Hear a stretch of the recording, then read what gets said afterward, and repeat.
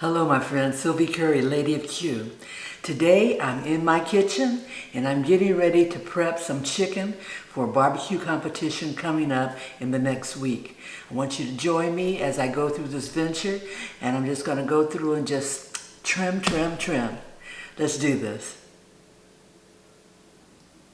These are all the tools that I use for my chicken trimming. I have a scale to weigh them out so that I can make sure that they are uniform and about the same weight. I have a good pair of kitchen shears, some tweezers in case I have to pull out hairs from the skin, a flexible knife, and then I have a little Santoku type knife which goes through the knuckle bones. I have a jacket which assists in getting the skin bite through, and I have this big old hammer which I use with this knife in order to get through the knuckle bone.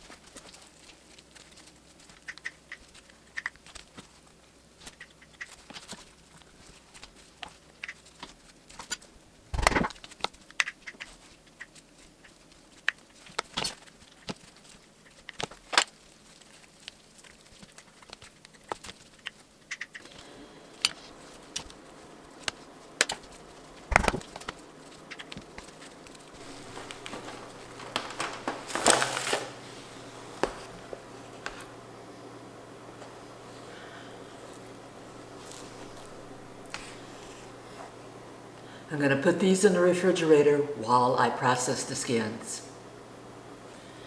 We're moving on to the skins now. When trimming these, I typically do not scrape the fat unless it's hard, thick fat like that. And it's just a matter of just quickly going over it. Then I try to get the piece of skin uniform proportions where I know it will fit over my chicken thighs. So I'll do that process now.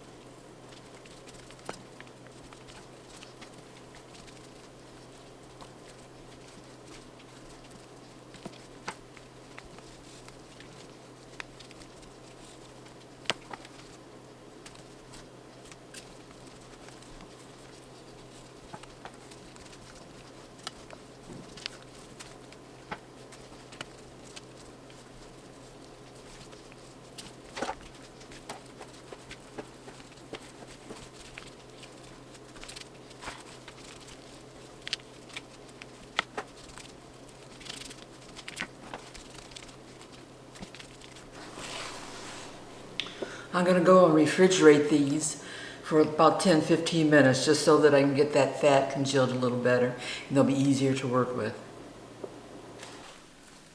My chicken skins were in the refrigerator for a little bit just so that they can get a little bit easier to operate with. I'm going to lay them out on my cutting board.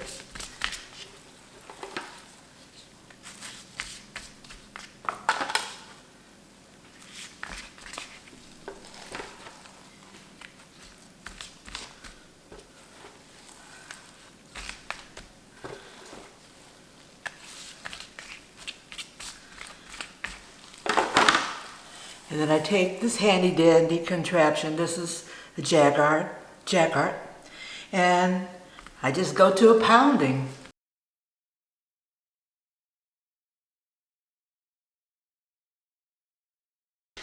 And I turn them over.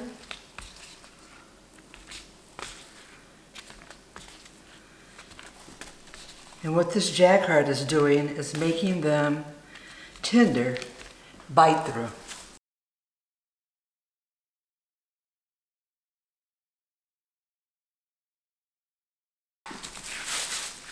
And I'll repeat that for the other 6, and when they're cooked, they'll be bite through.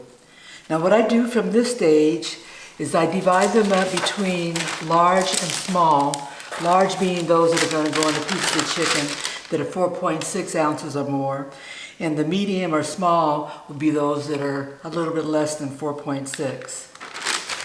And I just take a piece of parchment paper and I lay them.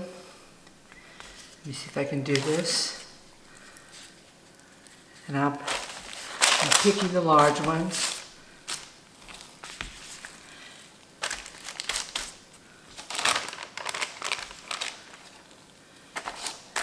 And I lay them on the paper. And then when I get ready to freeze my chicken, I'll take the paper that goes with the size of the chicken and I'll put it in there. Now I separate it because when I brine the chicken, when I get on site, I don't want to brine the skin. These I will consider to be medium. So I'll put them on the second piece of paper.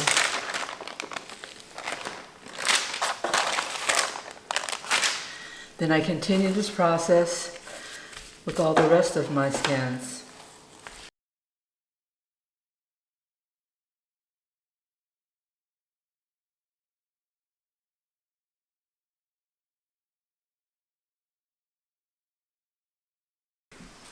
And that's it. Next step is to package the chicken. To package the chicken for competition, I use a vacuum sealed bag, and I'll label it. The L stands for my large pieces, 4.6 ounces or greater, and the date. Today is April the 9th. And then I'll take my pieces of chicken and I'll put them in the bag.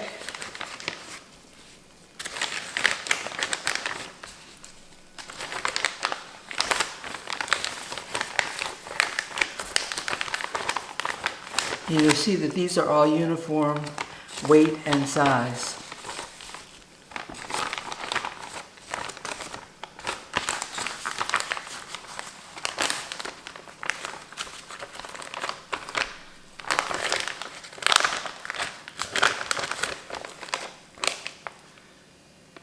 Then I'll take my skins. These are large, and I've got 1, 2, 3, 4, 5, 6 pieces. And I'll just take the bag, the parchment paper, excuse me, and just fold it over.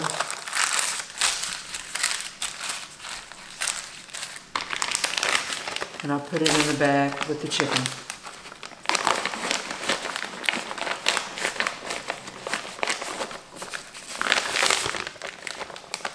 Skins, chicken, 6 large skins, 6 large chicken thighs. Then I'll vacuum seal this and freeze it.